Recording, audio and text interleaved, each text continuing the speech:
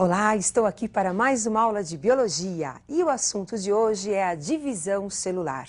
Nós temos dois tipos de divisões celulares, a mitose, que é um processo equacional, e a meiose, que é um processo reducional. A mitose, que nós vamos comentar primeiramente, é um processo que está ligado à multiplicação celular dos animais e dos vegetais. Ela está relacionada com a produção dos tecidos, produção dos órgãos, reposição das células no animal e no vegetal. Observem agora um dos processos mais importantes, que é a mitose, acontecendo na célula animal. O início da vida, nós temos aí o processo de fecundação, o encontro dos gametas. Vocês estão observando o óvulo, gameta feminino, e a penetração do espermatozoide. Percebam que com a entrada do espermatozoide, ele perde o flagelo, que será reabsorvido pela própria célula. Após o processo de fecundação, nós vamos encontrar a célula ovo, o zigoto. E essa célula passa por um processo de repouso durante 24 horas, onde dará início à primeira divisão celular, formando duas novas células, que formarão 4 novas células, que formarão 8 células, dando origem ao desenvolvimento do embrião, do feto e da criança. Como nós observamos, após o processo de fertilização, sucessivas mitoses vão ocorrendo nas células até a formação da criança. Agora, antecedendo a mitose, nós temos uma fase conhecida como intérfase, que eu citei. E eu gostaria que vocês observassem o processo da intérfase. Observem a tela agora. Temos agora o núcleo se preparando para entrar em intérfase. É o núcleo interfásico. O aparecimento do envoltório nuclear. A membrana que vai envolver o conteúdo, o material genético da célula. No envoltório nuclear nós vamos encontrar os poros, que permitem a entrada e a saída das substâncias do citoplasma para o núcleo da célula, de acordo com a necessidade da célula. Em seguida, o material genético da célula, filamentos. Nós temos a eucromatina, que é a fita descondensada, e a heterocromatina, que é a fita condensada de DNA. Fita esta responsável pela nossa informação genética. E o nucleolo, que é o núcleo do núcleo. Durante a intérfase, nós temos então uma fita de DNA. Esta fita de DNA passa por um processo de duplicação, formando então agora duas fitas conhecidas como cromátides. Essas duas fitas guardam a mesma informação genética. Então, vocês observaram, durante a intérfase eu tenho uma fita de DNA, uma fita simples, e essa fita passa por um processo de duplicação, formando então agora um cromossomo duplicado com duas fitas que nós chamamos de cromátides. Bom, mas o material genético vai passar por diversas modificações durante o ciclo de vida de uma célula. E são essas modificações que eu gostaria que você acompanhasse agora comigo. Nós temos aí uma fita passando pelo processo de duplicação, então o material genético é duplicado. Posteriormente, passa pelo processo de condensação para facilitar a divisão celular, para não ocorrer quebras durante a separação, como vocês estão observando, das duas fitas. Essas fitas, ligadas por um centrômero, separadas, nós chamamos de cromátides.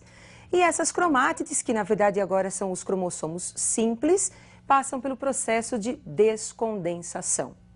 Por definição, então, nós temos, durante o processo de mitose, uma célula-mãe originando duas células filhas, idênticas entre si e também idênticas à célula-mãe. Agora, lógico que para ocorrer todas essas divisões, a célula passa por transformações que nós vamos dividir em fases ou subfases da mitose. E eu gostaria que vocês acompanhassem as principais fases da mitose. Prófase. Pró significa que veio antes, a fase inicial da divisão celular. Durante essa fase, nós vamos encontrar muitas modificações nucleares e também citoplasmáticas. Observem o núcleo celular, envolvido pela carioteca ou envoltório nuclear. Temos também na prófase os dois centríolos e a formação do áster, são essas fibras em volta do centríolo. E os centríolos começam a se afastar, dando origem ao que nós chamamos de fusos mitóticos. Também durante a prófase, vocês estão observando que a carioteca passa por um processo de desintegração. E o nucleolo também, que é o núcleo do núcleo. O material genético nessa fase inicia-se o processo de condensação. E temos no final da prófase o desaparecimento da carioteca e do nucleolo, a formação do fuso e o material genético agora duplicado, começando a se tornar visível, porque eles estão no processo de espiralização ou também chamado condensação. Metáfase. Essa é uma fase muito importante para os estudos citológicos, porque durante essa fase os cromossomos são mais visíveis. É possível fazer um exame chamado cariótipo, onde é analisado o tamanho, o número e a forma dos cromossomos da espécie. Observem que os centríolos ocupam os polos da célula, entre eles nós temos aí os fusos, e o cromossomo está no centro da célula, ocupando uma zona que nós chamamos de faixa equatorial. Observem também que os cromossomos estão duplicados. Como vocês acabaram de observar, durante a metáfase, nós temos os cromossomos duplicados, formados então por duas cromátides unidas pelo centrômero. É bom que você guarde bem isso. Cromátides são as duas partes do cromossomo duplicado. Agora eu gostaria que vocês acompanhassem as fases seguintes. Anáfase, a fase posterior à metáfase, aonde percebam, ocorre a separação das cromátides. Então a fibra estava tensionada entre um centríolo e o outro, agora acaba separando-se, levando com elas as cromátides para os polos. Então nós temos a divisão do centrômero e as cromátides caminhando para a região polar. Telófase. Nesta fase, observem, nós vamos encontrar o envoltório nuclear e o nucleolo, que haviam desaparecido, retornando à célula. E a célula passa por um processo de estrangulamento. Esse processo de estrangulamento é conhecido como citocinese, divisão do citoplasma. E teremos a separação das duas células, com a formação das duas células filhas. Observem também que cada centríolo ficará com a nova célula. E o material genético encontra-se nessa fase descondensado, em forma de fita. Como acabamos de observar, então, durante a mitose, uma célula-mãe entra em divisão e forma duas células filhas, idênticas entre si e idênticas à célula-mãe. Agora, um outro processo importante é a meiose, que nós vamos estudar, em que ocorre a divisão celular para a formação dos gametas, no caso dos animais, e a meiose também ocorre na divisão celular, na formação dos esporos, nos vegetais. Então acompanhe agora as fases da meiose. De uma forma muito simplificada, eu preparei esse esquema onde dá para você observar.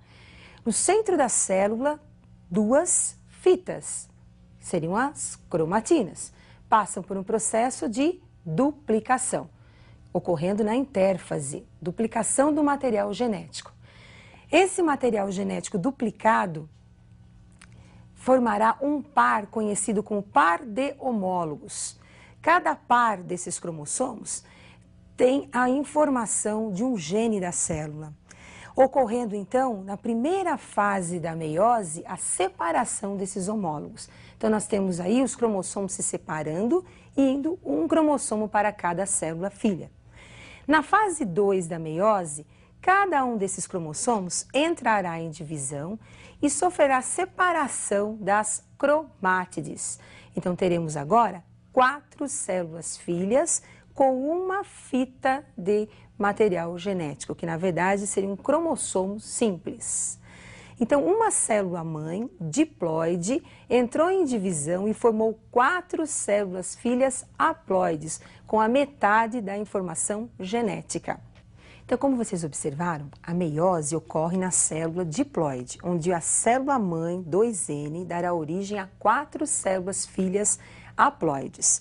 Então, imagina a meiose na espécie humana. A meiose acontece nos testículos e nos ovários.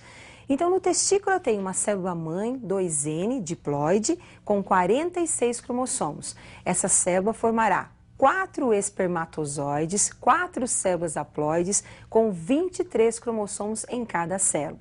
O mesmo vai acontecer com as células do ovário.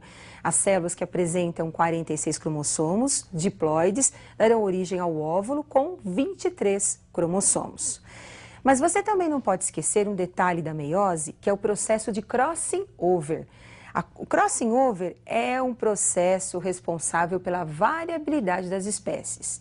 Durante esse processo ocorre troca de material genético entre os cromossomos homólogos, troca de genes entre eles, facilitando então novas combinações genéticas, possibilitando à espécie novas características. E isso não pode esquecer. Como a meiose é um assunto muito interessante, eu gostaria que você aprofundasse um pouquinho mais sobre esse assunto. E eu aguardo vocês para a nossa próxima aula de biologia.